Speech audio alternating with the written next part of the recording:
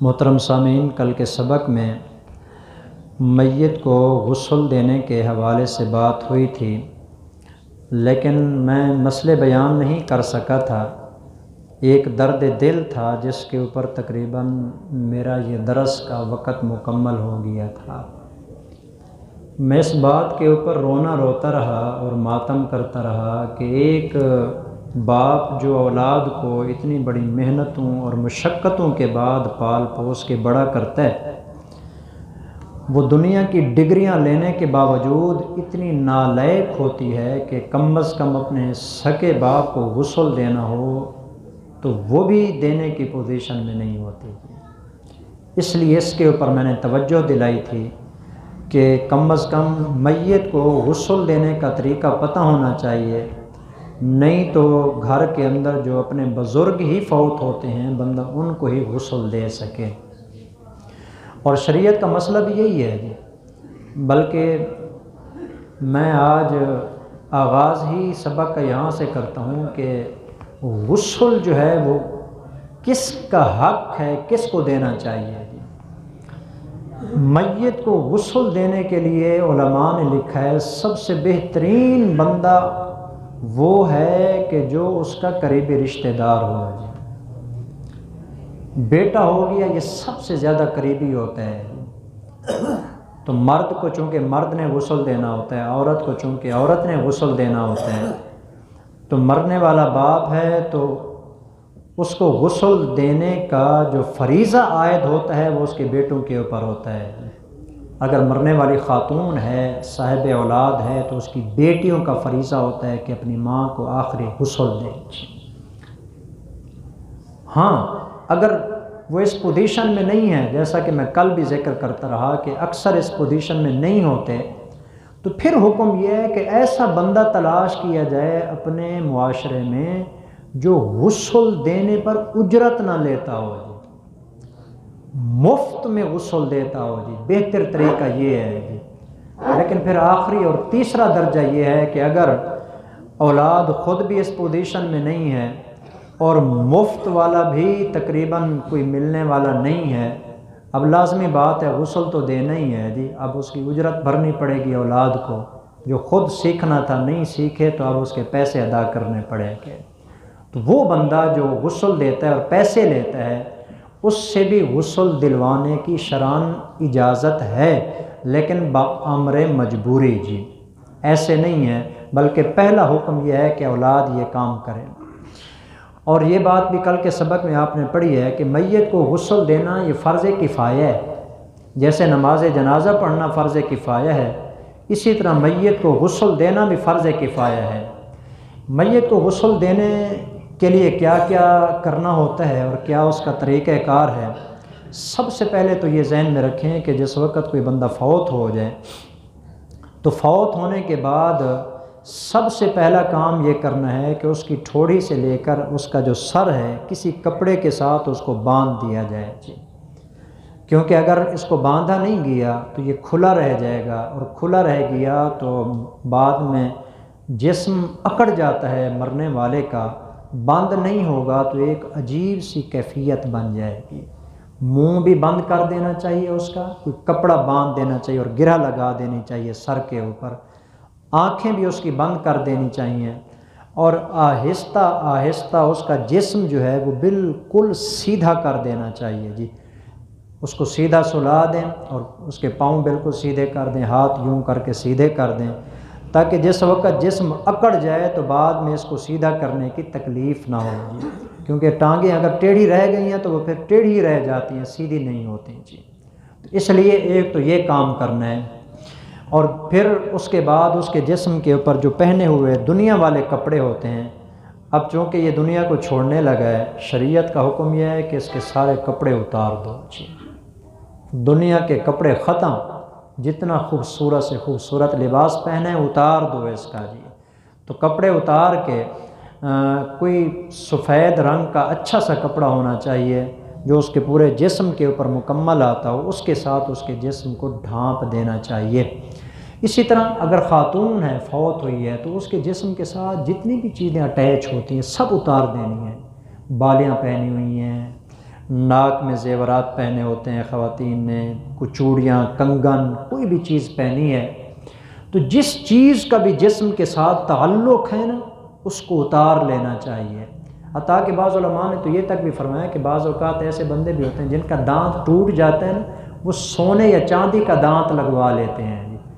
اب چونکہ ضرورت تھی دنیا کے اندر دانت رکھنے کی، ضرورت پوری ہو گئی ہے، مر گئی ہے، اب حکم یہ ہے کہ اس کا سونے والا جو دانت ہے وہ اندر سے نکال لیں۔ قبر کے اندر ویسے بھی اس نے ضائع ہو جانا ہے تو کیوں نہ زندوں کے کام آ جائے۔ تو یعنی جسم کے ساتھ اور کوئی چیز نہیں رہنے دینی جس کا تعلق دنیا کے ساتھ ہے۔ اب صرف جسم ہی اس کے ساتھ ہوگا جو جائے گا آگے، تو اس لیے زیورات اور کپڑے یہ تمام چیزیں اتار کر ایک جو کپڑا ہے وہ اس کو جو ہے نا جسم کے اوپر رکھ دیا جائے اور ڈال دیا جائے۔ اس کے لیے جو ہے نا پھر غسل کا انتظام کیا جائے۔ غسل کے انتظام میں کن کن چیزوں کی ضرورت ہوتی ہے یہ ذرا سنیں گے جی۔ اس کے اندر جو احادیث کے اندر باتیں ہیں نا ان کو مختصر طور پر میں آپ کے سامنے ذکر کر دیتا ہوں۔ سب سے پہلے غسل دینا کس کو ہے یہ سمجھ لیں جی۔ غسل اس کو دینا ہوتا ہے جو مسلمان ہو جی، جو کافر ہوتا ہے یا مشرک ہوتا ہے شرعاً اس کو غسل دینا جائز نہیں ہے۔ یہی وجہ ہے غالباً حضرت علی رضی اللہ تعالیٰ عنہ کو جب پتہ چلا ان کے والد صاحب کے انتقال کا، حضور کو آ کے بتایا تھا جی، تو آپ نے یہی حکم دیا تھا کہ اس کو جا کے مٹی کے اندر دفن کر دو جی، کوئی غسل دینے کی بات نہیں ہے جی۔ چنانچہ رسول اللہ صلی اللہ علیہ وسلم کے فرمان کے مطابق ایک تو مسلمان ہونا چاہیے، وہ جو میت ہے ضروری ہے کہ وہ مسلمان ہو جی، اور دوسرا یہ ہے کہ بعض اوقات چھوٹے بچے پیدا ہوتے ہی مر جاتے ہیں، پیدا ہونے سے پہلے مر گئے، ان کا غسل بھی نہیں ہوتا جی۔ ہاں جو پیدا ہوا زندہ تھا بعد میں فوت ہوا ہے اس کا جو ہے نا غسل دینا ہوتا ہے جی۔ بعض اوقات جیسے آج کل ہے جی، بعض اوقات بندہ ایکسیڈنٹ کے اندر مر جاتا ہے، اس کا جسم کٹ جاتا ہے، تو علماء نے لکھا ہے کہ اگر بندے کے سر والے حصے کی طرف اس کا آدھا جسم کٹ چکا ہے نا، باقی نیچے والا جسم پڑا ہوا ہے، اس کو غسل دینے کی بھی کوئی ضرورت نہیں ہے جی، اس کو بھی بغیر غسل کے ایسے ہی دفن کر دینا چاہیے۔ اور چوتھی شرط یہ ہے کہ وہ شہید نہ ہو جی، کیونکہ جو شہید ہوتا ہے اس کو بھی غسل نہیں دیا جاتا، اور اسی لباس کے اندر اور اسی خون کے اندر ہی اس کو دفن کیا جاتا ہے کہ حضور نے فرمایا قیامت والے دن وہ اسی حالت میں اٹھ کے آئے گا، یہ مظلومہ نہ اس کی جو حالت ہوگی اسی کی وجہ سے اللہ اس کے سارے گناہ معاف کر دے گا جی۔ یہ شہید آدمی کے لیے ہے۔ اب غسل دینا ہے تو اس کے لیے کیا کیا ہوگا جی؟ سب سے پہلے برتن اکٹھے کرنے ہیں جی جو غسل کے اندر کام آتے ہیں۔ نئے ہو جائیں تو اچھی بات ہے، نئے نہیں ہیں تو جو گھر کے پاک برتن ہیں وہ اکٹھے کر لینے چاہیے۔ اس کے اندر جیسے ٹب ہوتا ہے، اس کے ساتھ ایک لوٹا ہو یا مگا ہو جس میں سے پانی نکال کے نا میت کے اوپر پھر ڈالنا ہوتا ہے جی، تو لوٹا ہو یا مگا ہو وہ بھی اس کے اندر ہونا چاہیے۔ اور ایک غسل کا تختہ ہوتا ہے جی جس کے اوپر میت کو لٹایا جاتا ہے جی، وہ اس کے اندر ہونا چاہیے تاکہ اس کے اوپر لٹا کر اس کو غسل دیا جائے۔ اگر کچی زمین ہے تو نیچے گڑھا کھود لینا چاہیے اور پھٹا اس کے اوپر رکھ لینا چاہیے تاکہ جتنا بھی پانی ہو نا وہ اندر ہی اندر چلا جائے جی۔ لیکن اگر شہری سسٹم ہے جس کے اندر پکے مکان ہوتے ہیں، کسی ایسی جگہ پر پھٹا رکھا جائے کہ جہاں پر پانی کے نکلنے کا راستہ موجود ہو، اوپر پانی ڈالا جائے اور نیچے سے وہ پانی نکلتا جائے جی۔ اور 3 پتھر یا 3 مٹی کے ڈھیلے ہونے چاہیے، 3 ہو جائیں یا 5 ہو جائیں۔ یہ میت کو استنجا کروانا ہوتا ہے، یہ مشکل ترین کام ہوتا ہے۔ عام طور پر اولاد اس لیے بھی میرے خیال کے اندر غسل نہیں دیتی اپنے مرنے والے باپ اور رشتہ دار کو کہ اس کے اندر استنجا کروانا پڑتا ہے، حالانکہ یہی بچے ہوتے ہیں کہ بچپن کے اندر والد نے پتہ نہیں کتنی مرتبہ ہی ان کا استنجا کروایا ہوتا ہے جی۔ استنجا کروانا ہوتا ہے، 3 ڈھیلے ہونے چاہیے اور 3 یا 5 ڈھیلوں کے ساتھ بندہ اسی طرح اس کا استنجا کروائے جس طرح کہ زندگی کے اندر بندہ قضائے حاجت کرنے کے بعد استنجا کرتا ہے۔ آج کل چونکہ شہری سسٹم ہے یہ چیزیں بہت کم ہوتی ہیں، اس کی جگہ پر ٹشو وغیرہ آ گئے ہیں جی، تو بہرحال یہ ٹشو ہو یا وہ ڈھیلا ہو کوئی بھی ہو 3 مرتبہ اس کا استنجا کروانا ہے جی۔ ہاتھ کے اوپر کوئی چیز لپیٹ لینی ہے، آگے میں بتاتا ہوں جی۔ ہاتھ کے اوپر کوئی چیز لپیٹ لینی ہے اور اس کے بعد اس کا جو ہے نا استنجا کروانا ہے۔ پہلے اس کے ساتھ استنجا کروا لیں، ڈھیلوں کے ساتھ یا ٹشو کے ساتھ، اس کے بعد پانی بھی بہا دیا جائے تو بہتر ہوگا جی۔ اور 5ویں نمبر پر اس میں بیری کے پتے ہونے چاہیے، یہ پہلے منگوا لینے چاہیے۔ ایک تو شریعت کا مسئلہ بھی ہے جو ابھی حدیث میں نے پڑھی ہے، اس کے اندر یہ بات موجود ہے جی، بیری کے پتوں والی۔ پتہ ہے بیروں کے پتوں کی کیا وجہ ہے؟ یہ حضور نے کیوں مرنے والے کے اس غسل کے پانی کے اندر ڈالنے کا حکم دیا ہے؟ اس کی 2 وجہ ہیں۔ ایک وجہ یہ ہے کہ جس پانی کے اندر بیری کے پتے ڈالے جاتے ہیں نا، ایک تو میل کچیل جلدی صاف ہوتا ہے اور آسانی سے صاف ہوتا ہے، اور دوسرا یہ ہے کہ مرنے والے کو جب اس پانی کے ساتھ غسل دیا جاتا ہے تو میت کا وجود اس کی وجہ سے جلدی بگڑتا نہیں ہے جی۔ یہ اس کی وجہ ہے جس کے لیے رسول اللہ صلی اللہ علیہ وسلم نے اس درخت کا انتخاب فرمایا ہے جی، جلدی بگڑتا نہیں ہے جی۔ اور نمبر 6، عطر کی ایک شیشی ہونی چاہیے۔ یہ صرف وہ بتا رہا ہوں کہ یہ چیزیں اکٹھی کرنی ہیں، استعمال کیسے کرنا ہے یہ آگے بتاؤں گا انشاءاللہ میں۔ عطر کی ایک شیشی ہونی چاہیے جو مختلف جگہوں پر لگانی ہے، کہاں کہاں لگانی ہے، کیسے لگانی ہے، اس کا مسئلہ انشاءاللہ آگے آئے گا۔ اور نمبر 7، صاف روئی ہونی چاہیے جی۔ روئی کس کام آئے گی؟ غسل کے بیان میں اگرچہ آئے گا لیکن روئی بہت ساری جگہوں پر کام آتی ہے جی۔ مثلا سب سے پہلا کام جب غسل دینا شروع کرتے ہیں نا، استنجا کروانے کے بعد میت کو وضو کروانا ہوتا ہے۔ یہ جو ہم نماز کے لیے وضو کرتے ہیں نا، یہ والا وضو کروانا ہوتا ہے میت کو، چونکہ وہ فوت ہو گئی ہے۔ اب اگر اس کے منہ میں پانی ڈالیں گے کلی کروانے کے لیے تو لازمی بات ہے پانی اندر چلا جائے گا، کلی نہیں کروانے۔ ناک میں پانی ڈالیں گے اندر چلا جائے گا، باہر نہیں نکلے گا۔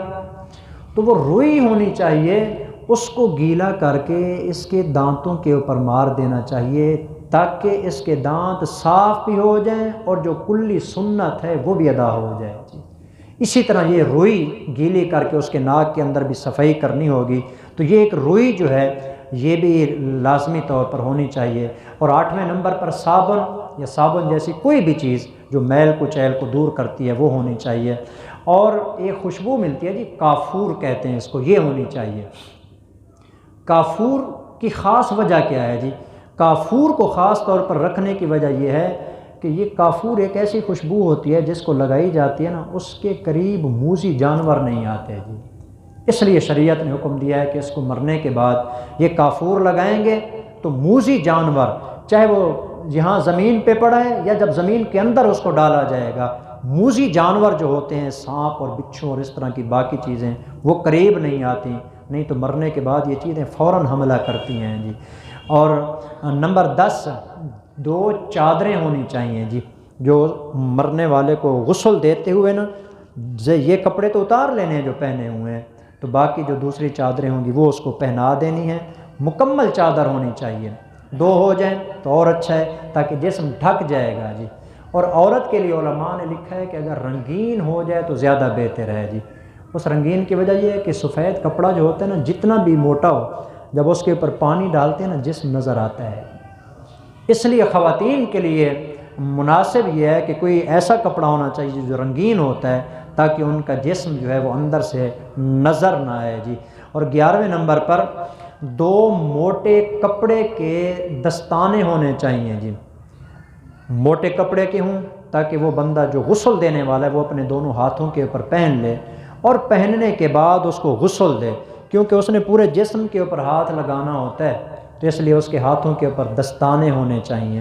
اور بہتر یہی ہے کہ موٹے کپڑے کے ہوں تاکہ اس کے جسم کی جو گرمی ہے نا، یا جو اس کے جسم کے ساتھ اس کا ایک تعلق ہوتا ہے وہ اس میں باقی نہ رہے۔ کپڑے کے اوپر سے ہاتھ لگانے کا مسئلہ اور ہوتا ہے، کپڑے کے نیچے سے ہاتھ لگانے کا حکم اور ہوتا ہے۔ اس لیے حکم یہ ہے کہ موٹے کپڑے کے بنے ہوئے 2 تھیلیاں ہوں جو دستانے کے طور پر غسل دینے والا جو ہے نا وہ اپنے اوپر جو ہے نا پہن لے، تو اس کے بعد پھر جو ہے نا یہ غسل شروع کرے گا۔ اور غسل دینے والا ایک آدمی ہونا چاہیے جی، باقی اس کے ہیلپ کرنے والے لوگ ہوں جتنے ہو سکتے ہیں جی، ساتھ مل جائیں، کوئی صابن اٹھا کے دے، کوئی پانی بھر کے دے، جو اس کو ضرورت ہے، لیکن ایک بندہ ہو جو صحیح کر کے اور غسل دینے والا ہونا بھی وہ چاہیے کہ جو کم از کم غسل دینا جانتا بھی ہے جی۔ اگر اس کو پتہ ہی نہیں ہے، خالی پانی ہی اس کے اوپر بہاتا چلا جا رہا ہے، تو یہ بھی غیر مناسب ہے۔ یہ آخری فریضہ ہے مرنے والے کا، تو یہ تو کم از کم صحیح طریقے سے ادا ہونا چاہیے نا۔ تو اس لیے مرد ہے تو اس کے لیے حکم یہ ہے کہ مرد غسل دے جی، عورت ہے تو عورت اس کو غسل دے جی۔ یہ جو عام طور پر مشہور ہے نا کہ حضرت فاطمہ الزہرا کو حضرت علی نے غسل دیا تھا، یہ بات ٹھیک نہیں ہے۔ حضرت ام ایمن رضی اللہ تعالی عنہ، انہوں نے حضرت فاطمہ الزہرا کو غسل دیا تھا، اور یہ بات مسئلہ ہے، یاد رکھ لیں، آگے اگرچہ آئے گا وہاں میں تفصیل کے ساتھ ذکر کروں گا۔ مرد کے لیے بیوی کے فوت ہونے کے بعد اپنی بیوی کو ہاتھ لگانا بھی جائز نہیں ہے۔ غسل دینا تو بڑی دور کی بات ہے، مرتے ہی اس کا نکاح ختم ہو جاتا ہے، اس کے لیے اس کو ہاتھ لگانا کپڑے کے بغیر جائز نہیں ہے۔ ہاں اگر کوئی مجبوری ہے کپڑے کے ساتھ ہاتھ لگانا چاہتا ہے وہ لگا سکتا ہے، لیکن اگر مجبوری نہیں ہے تو وہ اس کو ہاتھ نہیں لگا سکتا۔ غسل دینا تو بڑی دور کی بات ہے نا۔ تو اس لیے حضرت علی رضی اللہ تعالیٰ عنہ نے غسل نہیں دیا تھا، بلکہ حضرت ام ایمن نے ان کو غسل دیا تھا۔ البتہ بعض علماء یہ بھی فرماتے ہیں کہ بیوی کے فوت ہونے کے بعد شوہر اس کا چہرہ بھی نہیں دیکھ سکتا جی، لیکن اس کے اندر بعض علماء نے گنجائش دی ہے کہ صرف چہرہ دیکھ سکتا ہے جی، اور صرف چہرہ جی، باقی جسم کے اوپر نظر نہیں ڈال سکتا، صرف اس کا چہرہ دیکھ سکتا ہے، لیکن اس کو ہاتھ لگانا، اس کو بوسہ لینا یا اس کے اوپر گر جانا، یہ سب ناجائز ہے جی۔ ہاں اپنے بچے ہیں، اس کے بیٹے ہیں بیٹی ہیں، وہ اپنی ماں کے چہرے پر بوسہ بھی دے سکتے ہیں، اس کو ہاتھ بھی لگا سکتے ہیں۔ اسی طرح والد کا انتقال ہوا ہے تو اپنے والد کو ہاتھ بھی لگا سکتے ہیں، بوسہ بھی دے سکتے ہیں، لیکن میاں بیوی والا تعلق ختم ہو جاتا ہے، اس لیے اس کو صرف دیکھنا چاہے، اجازت ہے دیکھنے کی، لیکن ہاتھ لگانے کی بالکل بھی اجازت نہیں ہے۔